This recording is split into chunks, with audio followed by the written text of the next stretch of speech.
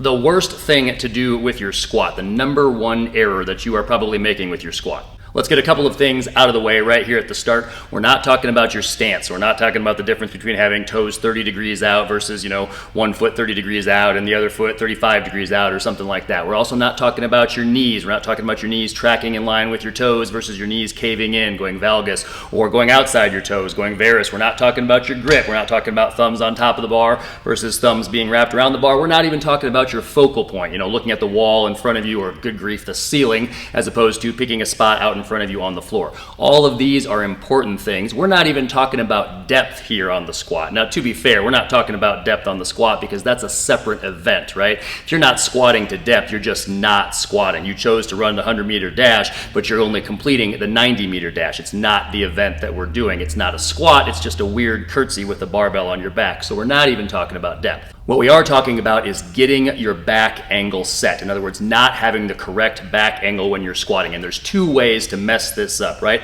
There's the error of not getting the correct back angle on the descent, and then there's the error of not maintaining the correct back angle on the way up, right? So let's talk about how to fix those two ways. Number one, when you start the squat, you're gonna reach back with your hips right away. You're gonna point your chest at the floor. In other words, you are going to consciously lean over. Now, I know you have heard it out there, maybe from people in your life, maybe on social media, you've got people out there talking, don't lean over, you're gonna hurt your back, your spine is gonna explode. I saw it on PBS, some of those vertebral faucets just spouting right out the backside of your back. Do not do it, it's dangerous, all right? Now, that type of attitude on your back is just about as intelligent as saying, don't do math, don't read, don't write, you might have to use your brain, right? Those ideas on your back are just as ridiculous and uninformed as the accents that you just heard me use. So I'm not here to convince you of the efficiency or the safety of leaning over. Suffice to say, there's some real good reasons for doing it, and we've covered that in other videos, and we'll link to those videos in the description below. Suffice to say, for now, on your descent,